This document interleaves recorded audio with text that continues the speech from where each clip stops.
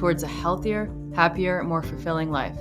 Each episode brings you a dynamic exploration of the diverse aspects of health, wellness, and healing. I'm your host, Lisa Brown. Join me as I engage in intimate conversations with inspirational guests who share their unique stories and insights. These conversations will take you beyond conventional thinking, encouraging you to break free from the constraints of a one-size-fits-all healing approach. Our mission is to empower you with the knowledge, tools, and motivation needed to inspire real change. Are you ready? Let's dive in.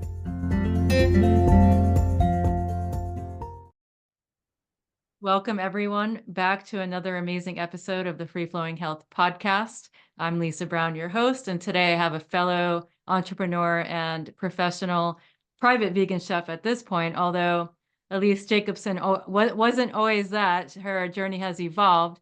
She's been a restaurant business owner, and she's going to share a little bit about her journey towards being able to create a successful business, as well as her journey to veganism and anything else that she'd like to share. So welcome to the show. Thank you. I'm so honored to be here. Yeah, so we met probably about a decade ago at this point, although you didn't remember it until our, pre-interview conversation. I worked for a superfood company for over a decade, and you owned the Skinny Buddha restaurant, 2 locations somewhere in New York, and I used to service you on occasion and sell you some superfoods in bulk so that you can create wonderful, amazing dishes for your clientele. Isn't that right? It is right. And yeah, I'm embarrassed to say that I forgot that was our connection. We've been connected on Instagram for so long Yep. now.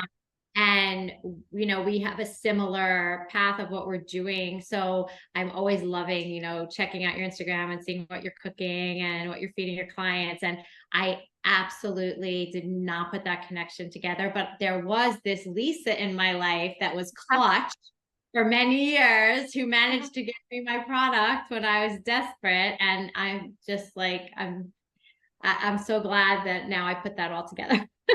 Yeah, and we're both, originally from New York. You're still in New York. I'm currently in Florida. And it's so beautiful to see how people's paths and their journeys eventually intertwine. So, obviously we met in the past we were doing different things at that point, and now we're pretty much doing the same thing. As a private vegan chef, you do some consulting. You're soon to be an author, as I am, in the near future, which, I can talk about that later. But really, I want today's episode to just highlight your journey, your story, and we can begin in the beginning. What would you like to share? Like, how did you get to where you are today?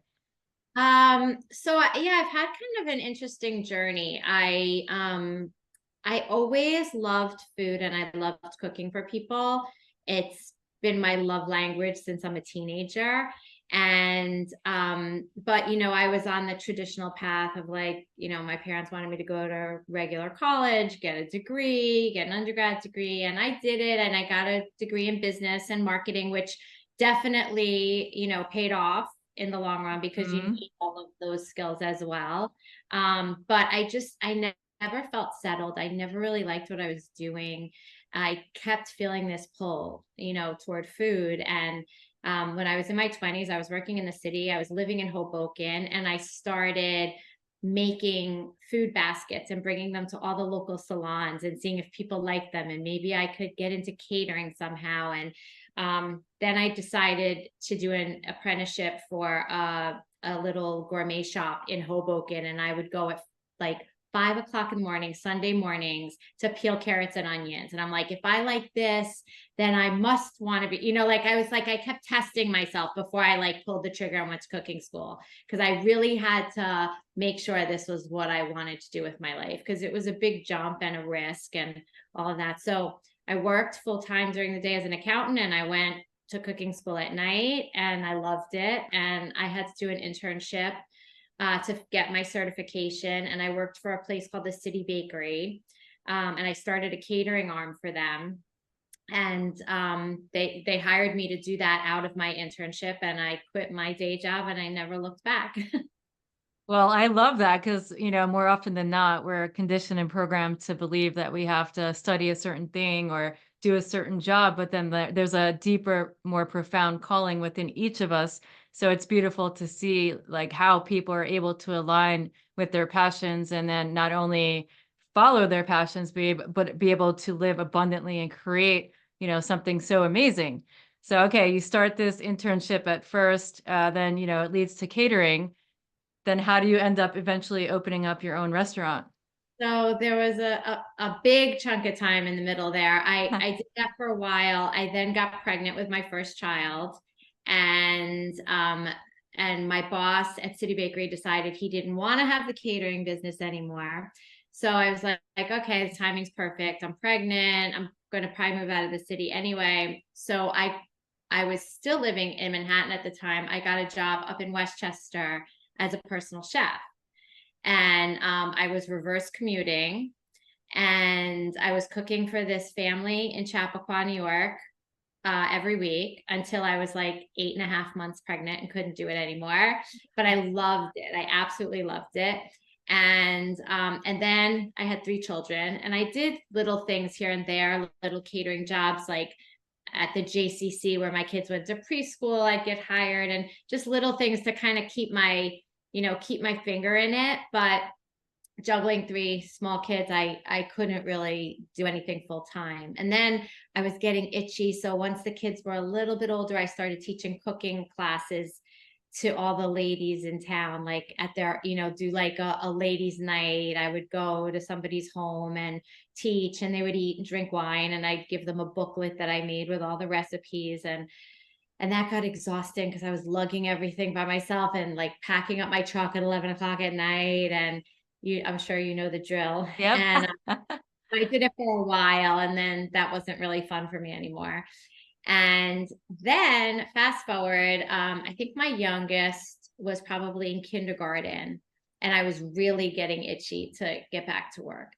And this opportunity fell in my lap. One of my best friends worked for a hedge fund, and they had just moved offices, and they didn't have a full on kitchen anymore. They used to have a chef come in and cook every day for their lunches, but they didn't have a full on kitchen. They were looking for someone to cater in food. And she was like hinting at me, but like didn't want to like ask because she didn't know if I really would want to do it. And I started asking, she's like, do you know anyone? Blah, blah, blah. And I started asking her kind of like intake questions as if this was going to be a gig that I was. And I'm like, wait a minute. I'm like, I could do this. And she's like, oh my God, I didn't want to ask you. So she set up an interview. I went in, and I ended up catering for this hedge fund for 9 years. Um, Whoa.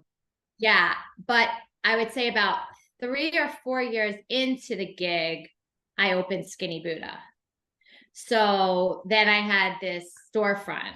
It didn't start out as a storefront. We actually started out as a food and fitness business. So we combined the food and the fitness to help people achieve whatever health goal they were looking for, whether it was weight loss or getting off their meds or lowering their blood pressure or just feeling better, whatever their goal was. We would work toward that goal, and my business partner was a trainer, I was the chef, so we would design this plan where he would train them a couple of days a week, and I would provide them with their meals, and they would be like 6-week programs, 12-week programs.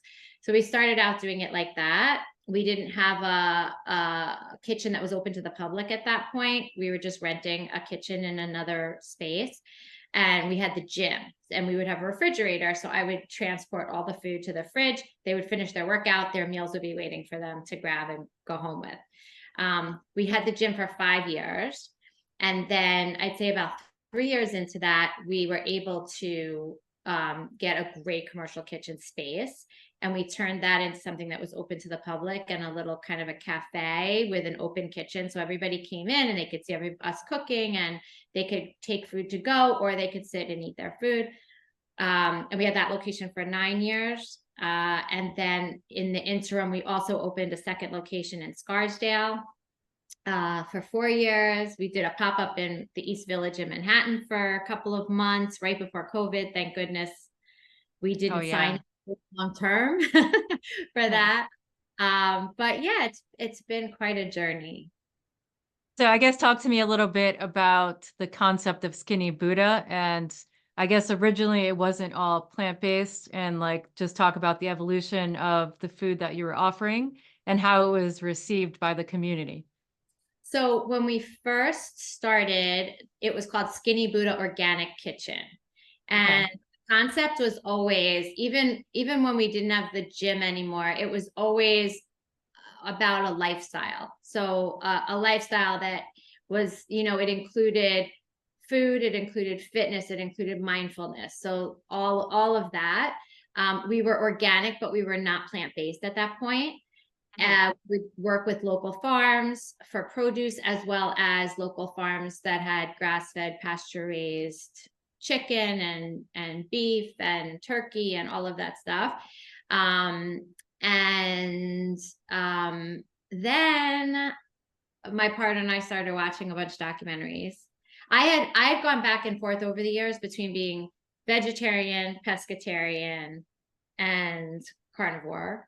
Um, I went vegetarian cooking school because I got completely grossed out by the butchering, and I was like, I can't eat this stuff anymore. Like, I can't do it. Um, and then so I was vegetarian for a number of years. I added fish back during my first two pregnancies. And then my doctor somehow convinced me, as doctors tend to do, that the reason that my first two babies were so difficult was because I wasn't eating enough animal protein. So with my third baby, I went back to eating poultry. And then I ate some chicken and meat for not much red meat, but probably for 10 years. When my youngest was 10, I went back to being vegetarian. And then I started watching all the documentaries and I was like, whoa. And then, like, once I saw it, I couldn't unsee it. And I've been Mhm. vegan ever since. Um, and she's 21 now. So, 11 years I've been vegan. Um, and it was definitely a difficult decision, as a business decision. Like, do we stick with what we're doing and just, provide highest quality product, but continue serving animal products? Or do we, my business partner actually felt very strongly that it was an ethical issue, that if we didn't feel that we should put these things into our bodies, should we be serving it to our customers and our clients that we're Mhm. trying to get well? So it was a real big decision because we knew there was a good chance that we were going to lose a lot of our customers. But what I started to do was I started to create vegan versions of my most popular recipes. So, like, I had a frittata that was with, like, collards and mushrooms and caramelized onions, and I made a vegan version of the frittata. Same flavor profile, same Mhm. vegetables. I just swapped out the egg for, like, a chickpea batter with nutritional yeast. And I got it as close to the same taste and texture as I could. And I started having my clients take, like, people that would always buy the frittata. I'm like, oh, why don't you try this? Like, what do you think of this version? And I started doing that with everything. With the turkey meatballs, I started making butternut squash and navy bean meatballs. Same spices, same vegetables, same flavor profile, just swapping out the beef for vegetables and beans.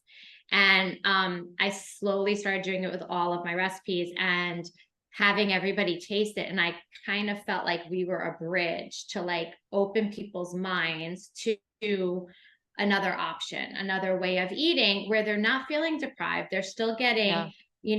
the satiety and the flavor and the excitement of their favorite foods, but they're eating a cleaner version, and it's better for, I feel personally that it's better for your body, it's better for the planet, it's better for the animals, obviously. So if we can, spread a little bit of that good energy and love, and not have people feel like they're depriving themselves in any way. And that became our mission. And we managed to, to have more business than ever, because now we were pulling in a vegan population in addition to our regular client base. We didn't lose very many customers. Most of our customers were not vegan. I would say 80% of our customers were not. They just liked the food and they felt better when they ate it. And yeah, and it just worked. And I like to say that vegan food is for everyone, and you're a pioneer and leader in the industry because, you did this progressively.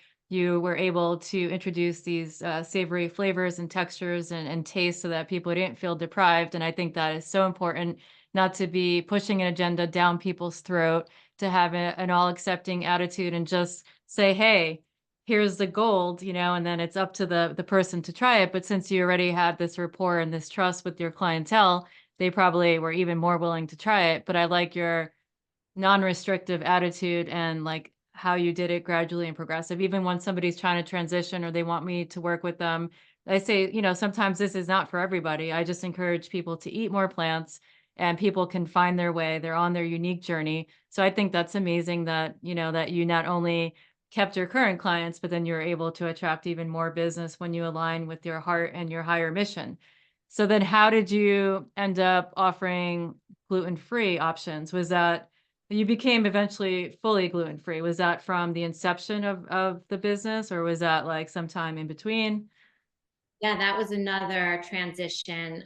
We just found that more and more people were coming in asking if we had gluten-free options. And then more and more people were coming in and saying, oh, my child has celiac. I can't buy anything in a kitchen that has, cross-contamination.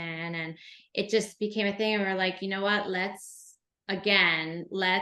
offer people that feel like they can't get delicious, um, really high quality product with their dietary restrictions. Let's show them that that's possible. So I developed a bagel that was like, I literally was shipping dozens and dozens of bagels all over the country, frozen, because I have to say, like, our bagels were amazing for a gluten free. It's hard to get a good gluten free It is, bagel. yeah.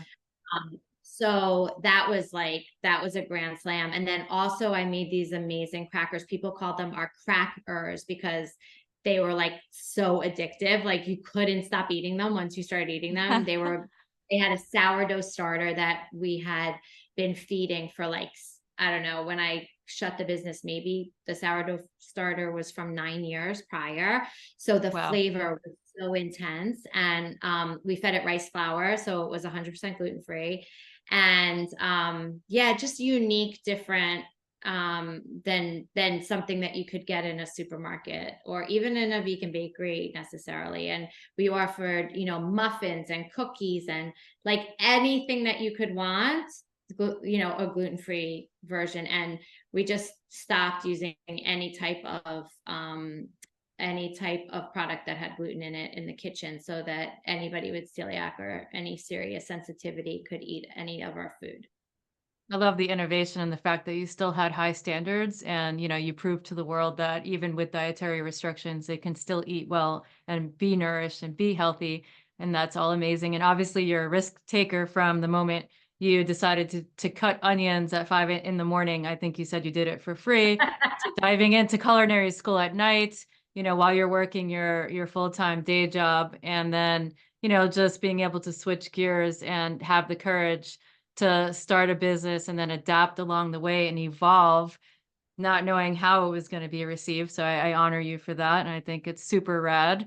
I think we all have a similar story where we have to shift gears later in life. Like I went to school and studied forensic psychology, and then I was in the restaurant industry for many years, but as a bartender and a server and all of that.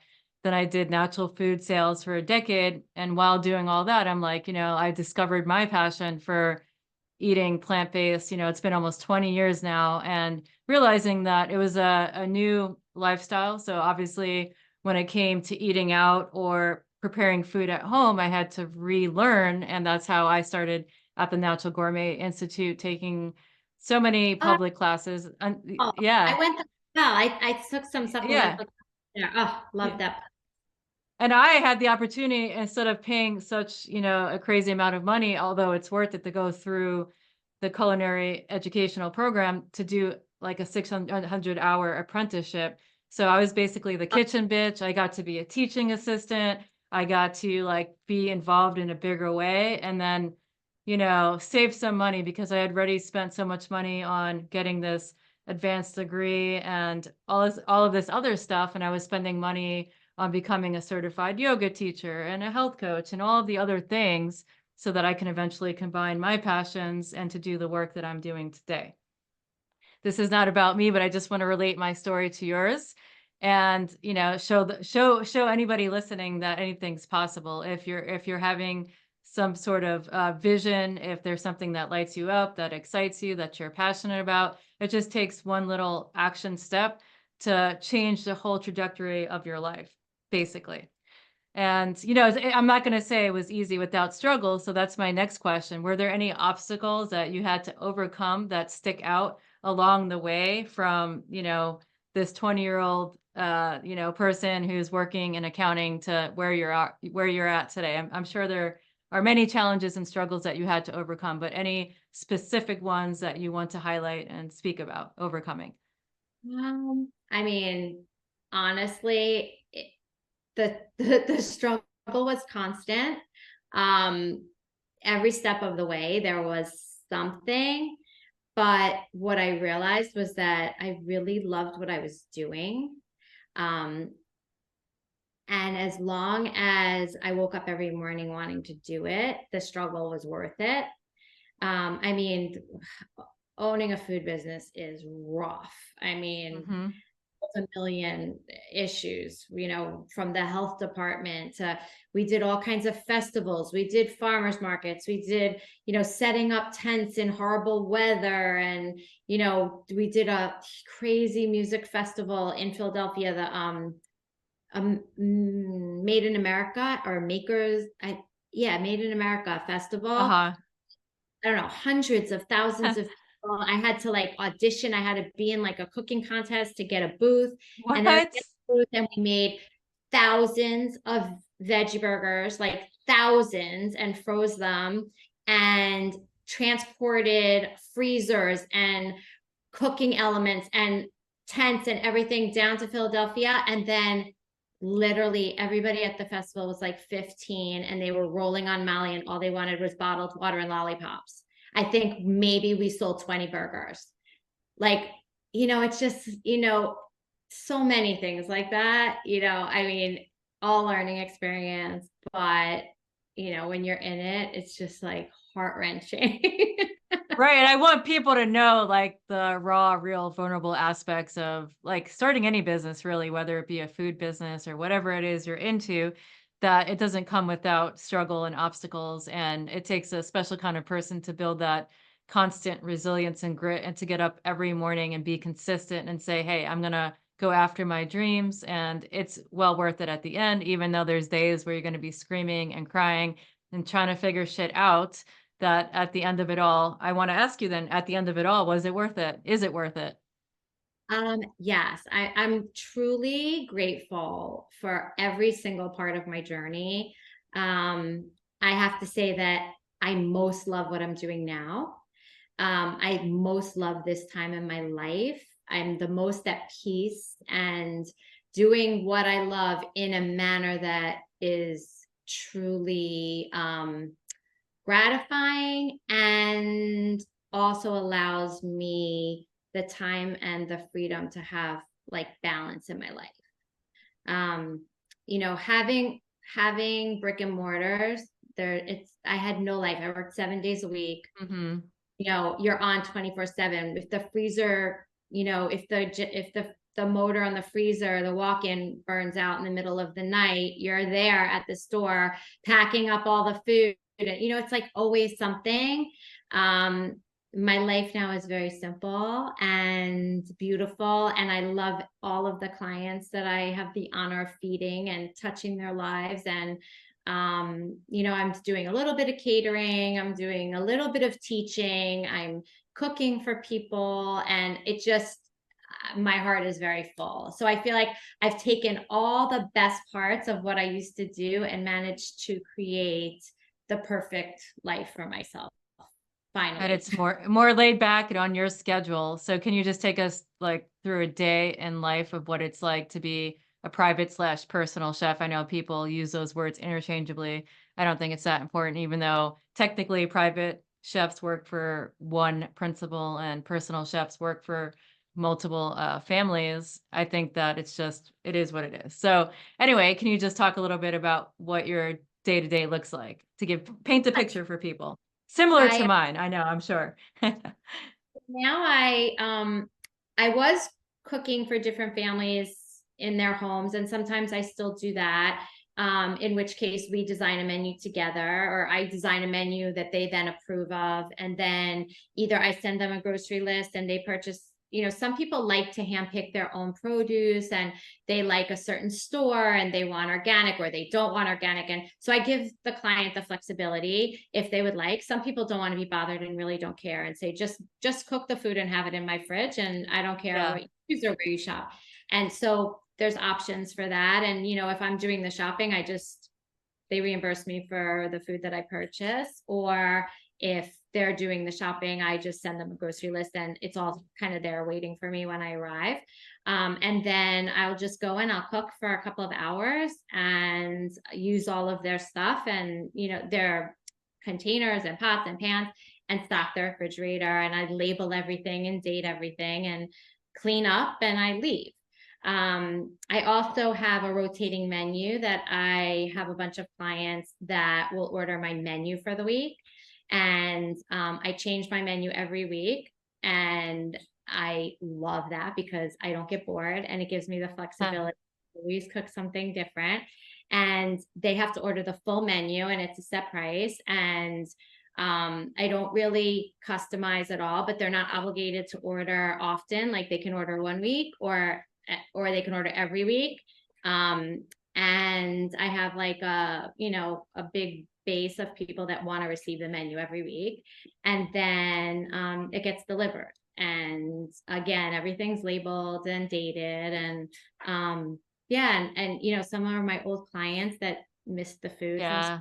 and some are new people that I've met along the way. And the craziest thing is none of my clients are vegan. Not one. I don't have one person. I say that too. I say that too. Yeah. It's like, Nobody understands. Like when I tell people that, they're like, well, why would they want your food then? I'm like, I don't know, but they do. Like whether it's mhm. that they just feel better eating clean, whether they just like my food, whether they want to eat mostly plant-based, but they might like put a piece of chicken with something or a piece of fish with something. Like I don't know what they're doing when I'm not there.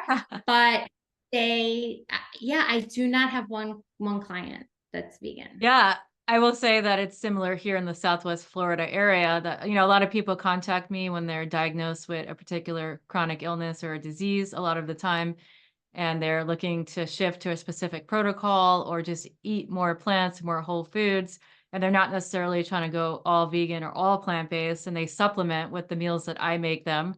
Or there's people that despise cooking. They don't want to cook. They don't want to clean. They don't want to be bothered, as you already stated. And it's just so much easier for them to have some healthier options. So once again, I'll go into their homes. I'll cook, a few meals for the week for them, their partner, their kids, whoever's around to enjoy. And then they can supplement with whatever going out to eat. There's a lot of fancy restaurants in Naples and Fort Myers. And, so like it's a balance of having me introduce these healthier plant foods into their lives without them having to stress. There's a strong educational component, as you know, and some people are just overwhelmed, don't know where to start. And much like you, I also have the option if somebody wants to learn, like I'll still have them hire me as a personal chef to come there and cook. And the way for them to learn is to assist me so that they can empower themselves and have the knowledge and tools to be able to do it themselves. But a lot of the times they tell me it doesn't come out the same and then they continue to hire me. But that option's always available. So are you still doing that as well in New York? Yes, so I do teach, not necessarily as having them. That's a great idea, which I haven't thought of. So I may steal that from you, Yeah, but please. be my sous chef. But I have taught some of my clients' children, as well as some of my clients who want to be able to be the one that cooks for their family, but they want to cook healthier meals. They want to get their family to eat more plants and they don't really know how to go about doing it. They try downloading recipes from the internet and they just don't come out great. And, or they'll like love some of the things that I used to make. And they're like, oh, could you teach me how to make your Yeah. or your, Ayurvedic elixir soup or whatever it is. And I'll be Yeah. like, sure, so I will come and Again, same thing. I can either buy the groceries or they can buy the groceries, and I show up and we cook together for a couple of hours, and then I email them all the recipes, and then they can continue to make them on their own. So it empowers them, and it kind of just like gives them a little boost, because I think people that don't know how to cook that well, or don't feel the confidence in the kitchen, um, Hmm. you know, but want to be the one that is cooking for their family as opposed to having me do it all the time. It just gives them that confidence and empowerment to be able to kind of take the reins in the kitchen. Yeah, and do you do any consultations with businesses that are setting up or that are ready or established as restaurants that want to learn or teach their kitchen staff how to like be more creative with plants? Yeah, so I had this great gig for a while in the city. I was working with a guy who owned 4 locations. One was kind of a cafe, with takeout and limited seating. And then he also had these big cafeterias in like office buildings, on the first floor of like an office building. Yeah. They'll be with tables and a deli counter. And so he wanted to add some vegan options into all of his menus. So he hired me to develop recipes, and then I would come up with like 3 ideas. I would do a tasting with him, and he would pick 2 out of the 3. And then I would come in and train his staff, teach them how to make it, what they would need to order. I would send him all the information, and he would then own the recipe, um, and be able to have his staff then add it to the menu and implement it. And that was really fun and exciting. I love doing that. I would love to do more of that, actually. Good. Let's put the call out. Who knows who's going to listen to this, who lives local, or I'm sure you're available to travel as well. So, what would you say is the most rewarding part of what you're doing now? And like, what is the benefit that you bring to these families that you're working with? Um, they all tell me how great they feel when they eat my food. And I have one client now who's a high profile client. I've been cooking for her for about a year, and she's not vegan. And she's told me that if she could eat my food all the time, she would 100% be vegan. And to me, that just says so much, because this is someone who could eat anything she wants, anywhere in the world she wants. Yeah. Budget is unlimited. And the fact that she would choose to eat my food and to eat a plant-based diet based on my food is, you know, that's very rewarding to me. And then, even just everybody, like, just I love the interaction that I have with the people that I cook for, and the feedback. And um I love being able to touch people's lives by, and helping them to improve their health in some way, even if it's a little, I mean, these people are not only eating my food. I can't completely change their life and their health and well-being, but I can have like a small little piece of it, and maybe it just like sparks something in them to make another change and get healthier, you know, change things to get them off their medications or whatever it is. I love it. I love It's touching it's people. also it's also the ripple effect because who knows, like you're gonna have a positive influence in one family's life and they learn something and they teach the next person and then it's just like this nice big ripple effect out into the world. So we never know how many people we're truly influencing. And I love your carefree attitude and how you're not super restrictive. And I'm sure that you said that you battled with that at some point, as we all have just trying to figure out what kind of diet is best and like probably dabbling with different types of fad diets or whatnot. But I listened to your last interview and I like the way you speak about like you're at this stage in your life that's not you and you're going to enjoy yourself. So if you can just speak to that a little bit, because I'm Yeah, right with you. I spent most of my life on some sort of diet, and kind of restricting myself, in some way. And then, you know, during the Skinny Buddha years, it was all about creating new programs for our clients. And, I was always the guinea pig, like, okay, let's try doing this. Let's see how this affects you. And let's like, what's the weight? What's your body fat? What's your measurements? Like gave up alcohol for 3 years. I've like done every single possible iteration of food combining and restriction and everything over the years. And I just turned 55 and I'm at a place in my life where I really just want to enjoy and embrace life. So if it doesn't feel good, I'm not doing it. I'm that way with my exercise now as well. Like it has to bring me joy. It has to be fun. It can't just be like killing myself at the gym doing something I hate because I want the results. Like I don't want to be results oriented anymore. I want to be happy oriented. I want to be like, this feeds my soul as much as it's good for my body.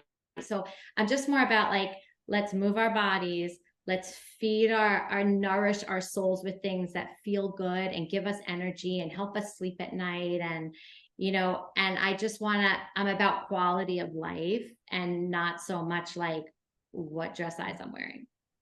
I'm sure a lot of people listening will like resonate that. It's almost like you're giving them permission to do the same. So thank you for sharing that. Do you want to talk a little bit about your journey towards putting on these private dinners and with the wine pairings and all of that, or what's happening with that, or what is that? Yeah, so I'm very excited about this new venture. I have connected with a sommelier, a very well-known sommelier. He's French. He was educated in France. He's won many awards, Wine Spectator, various accolades. And he actually reached out to me. He's been doing dinners with a Michelin star chef for many years in people's Ooh. homes. And I happened to be at one of his tastings and I took some video and I tagged him. And then he checked out my Instagram page and he reached out and he was like, "Oh my God, I want to work with you. Like, I love what you're doing." Whoa. Yeah, it was awesome. So he's like, I think there is a market for what you're doing, like, for plant-based people that want to eat like a very high-end plant-based, dinner tasting menu with organic biodynamic wines. And I just think that we can offer something that's not really out there right now. And I feel that there's demand for it. So so we've been creating menus and wine pairings, and we just literally like a couple of weeks ago started marketing it and putting it out there and just putting it out to the universe. So for now, we'll probably just do them in people's homes like he's been doing. So somebody would coordinate 8 to 10 people in their home, and we come in and I cook, and he serves and he pours and he educates, and we Yeah. clean up, and that's the evening. And it's a 5 course. So it starts with champagne and past hors d'oeuvres. And then we go to a seated formal, dinner served. And the education of the wine is wonderful. He's phenomenal. Even though I don't drink wine, you're making me want to attend one of those dinners when I'm visiting New York. No, we need to collaborate one of these days. I'm all about elevating people's dining experience, especially when it comes to like farm to table and plant-based and showing people what's possible. I know that's part of your mission, it's part of my mission, and it's just lovely to be able to chat about it. Okay, so you've been on this journey, you've shared a lot about your story. What pieces of advice would you give to anybody who might be thinking about either attending culinary school or starting a private chef business or creating a brick and mortar or just doing something that is in alignment with their soul, but not necessarily something on their radar as far as what they're doing for a steady income currently? So I would say that I think it's really important that we listen to our soul and kind of figure out what our life's purpose is. And if you have a strong calling to something like food, I definitely think that you need to give it the attention and not dismiss it. But that being said, I'm very happy with the way that I went about it, with kind of testing the water before I just jumped in and made sure that it was something that I really wanted to do, because the food business is really rough, and it's something that if you're not passionate about it, it's going to suck the life out of you. It takes all of your energy, and um you know, I don't think anybody's ever going to get rich being a chef. I don't think, you know, I think that if like that's your end goal, pick something else. I think that there's a certain type of person, and I think that you and I are that person who, you know, food is our love language. Food is like, we're so passionate about it, and we want to share this passion with other people, and we want to use it to like spread goodness and love. And I think that if you're one of those people, that you definitely need to tap into it, because you'll never feel fulfilled otherwise. But I think that you need to go in eyes wide open and know what you're getting yourself into. So I like that. Even just getting your toes wet, you did it the right way. You volunteered your time, you did the grunt work, and people need to know that it's not all glamorous. Some influencers on social media might, try to paint this picture of what it is and what it isn't. But I think just getting out there practically, in a practical sense in the real world, and putting the hard work in to see if it's something that you truly enjoy, or would you just prefer to like hang out in your kitchen and take pictures, which is like two Yeah, totally different things. Even that's when it the comes only, to, yeah. sorry. No, go ahead. No, even No, when it I was comes to personal or private chefing, I think it's important to like actually get some real world experience and work in a kitchen, work as a line chef, work your way up, wash dishes, get that practical education before you call yourself a chef, or just think that it's so easy to become a private or personal chef. I think that people have to earn that title, put the work in, and, gather the education and the tools and the techniques before they can just go out there and say, it's like skipping medical school and then saying, I'm a doctor. Not that everybody has to go to culinary school. Like, obviously, I did an apprenticeship and I educated myself in so many different ways. I was everything from the dishwasher to the line cook to the head chef running restaurants. Everybody's path is unique, but I think there's something to say about putting the hard work in. absolutely. Amen. Yeah. Okay. So, do you have a book coming out? Is that Actually, I'm putting that on hold. okay? I did do a proposal. I was planning to write a book. I have all of the ideas and the outline and everything, but I just am not in the mindset right now, and I don't necessarily want to carve out that time that it would take to write. And I don't feel that I'm enjoying the creative space that I'm in so much with the actual cooking and getting to be hands-on back in the kitchen again, which is the other thing. Just to go back a little bit, is when you own a restaurant, you lose that, you know, you're not necessarily going to be cooking very much. You're going to have other people that are doing that, and you're running a business like any other business, Mhm. and you're dealing with staffing and payroll and ordering and all of that stuff. So I'm so excited about being back in the kitchen and touching the food, and, you know, working with food and creating menus, that like I just don't want to take the time away from that right now that it would take to write the book. So I've I've put that on hold.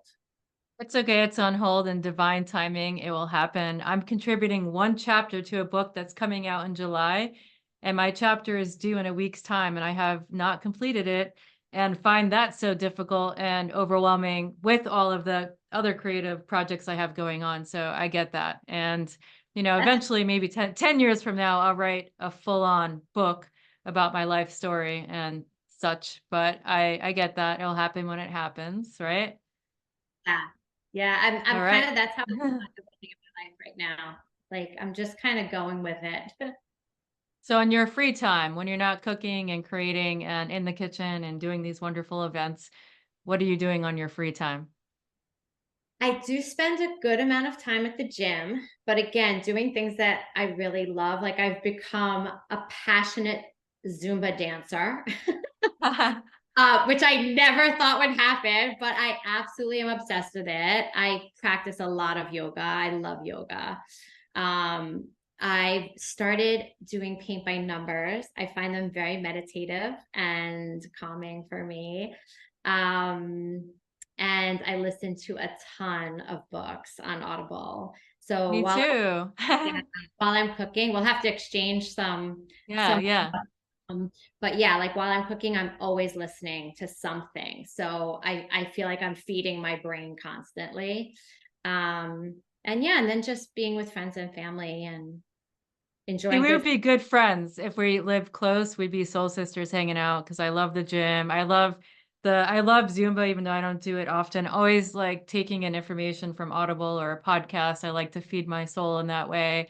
And there's so many similarities. So, I mean, Yeah, too too late now. I'm here in Florida, but next time you come visit and you're not on the East Coast, I know if I've you been going to Miami a lot. I know I was hoping we could have connected, but I will be in New York from June 19th and then leaving very early on the 24th. It's a really short trip.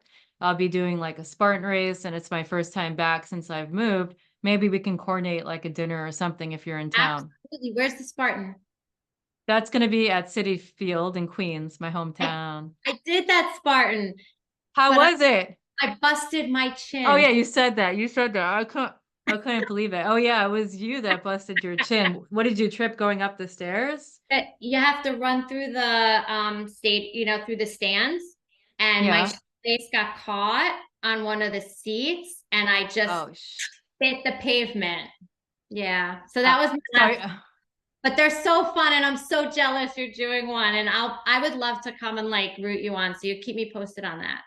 Yeah, if you want to be a bystander, you can always come as a spectator and just watch, and then maybe we can go out to eat afterwards. And Yeah. I don't even know what's still open anymore. So maybe you can give me some Oh, recommendations and we can hit up a yeah, spot. Yeah.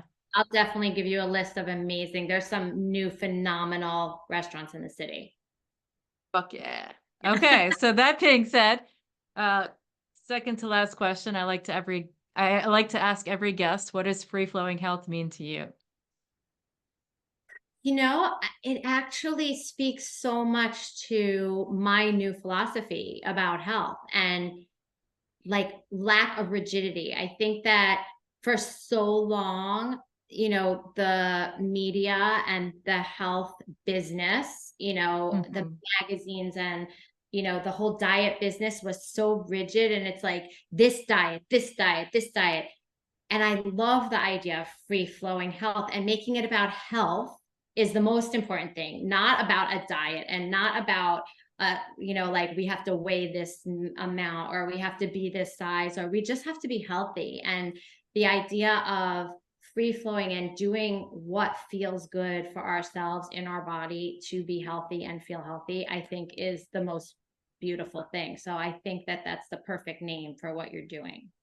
Well, thank you. And I love that. And I always encourage people to find what's true and real moment to moment for them.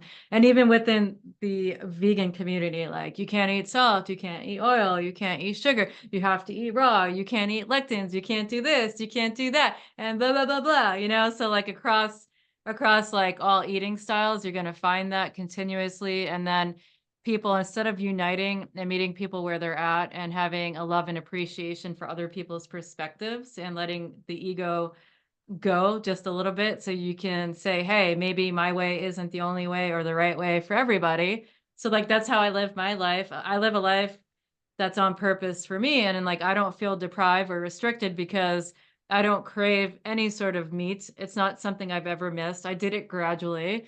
And same thing with alcohol, like to each their own, but it's been 10 years and I walk into a bar, like I have no desire for it. And that might be different for somebody else. So like that's what I try to do, with the work that I'm doing is just inspire people to be true to who they are without being brainwashed or pressured into doing something or shame themselves. And like, hey, if you want to eat more plants, that's great too. Like some people feel the need when they're around me to be like, I eat a certain way and sometimes I eat this or eat that, but like, it's like go do you, live and let live. It's all good. We're on a journey. If you want me to help you learn something new or teach you something new, I'm here to support you on your path.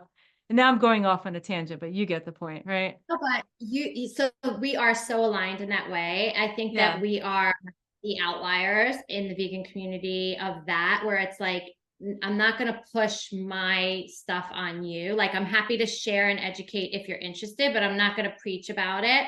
And what I always did, I did it when I had the business and I do it now. If somebody is curious and is asking questions, then I always say, like, why don't you just try it yourself for 30 days? I think you need 30 days at least to like really feel Yeah. a difference and see how you feel. It's not for everybody. Everybody's bodies are unique, and maybe you won't feel the way I feel doing it. I feel fabulous. I feel great for my age. Like, I have no desire to go back, but it's not to say that it's going to work for you, but why don't you see how you feel and then make the decision? Be your own science project. Like, you know, Yes. test it out.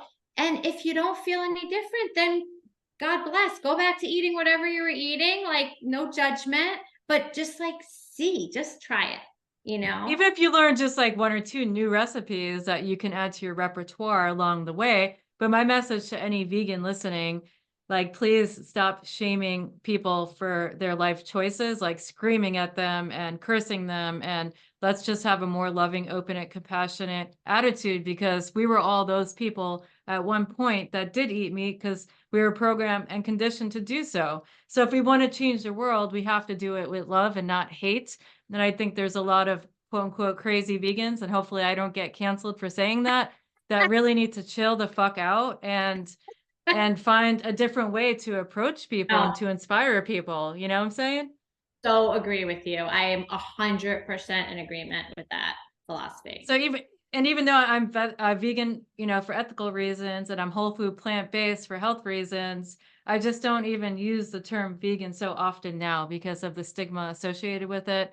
But for me, I use the words interchangeably. For me, it's mind, body, spirit, and I am living this truth of mine for many reasons. So yeah, we're here just to encourage, uplift, inspire, and hopefully somebody listening to this will at least try one new plant food and one new recipe and then report back. But if you're all are living in New York and, they want to get in contact with you, what's the best way? So I'm on Instagram. I have two Instagram pages. One is Vegan Chef Elyce, Elyce, and the other is Traveling Vegan Chef, where I share all the different places that I eat, vegan and not vegan, but that have vegan options. So if you are in any of the cities or countries that I'm in and are looking for somewhere great to eat, you can check that page out. And then I also have a website, vegan www.veganchefelyce.com. Awesome. So yeah, guys, take advantage, hire her for whatever event you're putting on. It's going to be elevated. It's going to be amazing. It's going to be delicious. Connect with her on social media. And yeah, thank you so much for your time, for being open, real, raw, authentic. I appreciate you. And I'm hoping that we can connect when I'm in New York. I would love that. Thanks, Lisa. Thank you guys. Until the next time. Thank you so much for tuning in to the Free Flowing Health podcast. Your support means the world to us. Help us grow by leaving a positive rating and review. Make sure to subscribe, like, and share this podcast. If you'd like to stay connected, you can find me on social media at Free Flowing Health or visit my website directly, freeflowinghealth.com. Wishing you a happy, healthy, and fulfilling life. Till the next time. This podcast is intended for entertainment and informational purposes only and should not be considered legal, health, or professional advice. We are not responsible for any losses, damages, or liabilities that may arise from the use of this podcast. This podcast is not intended to replace professional or medical advice. Views and opinions expressed by the guest are those of the guests and do not necessarily reflect the view of the host or the Free Flowing Health team.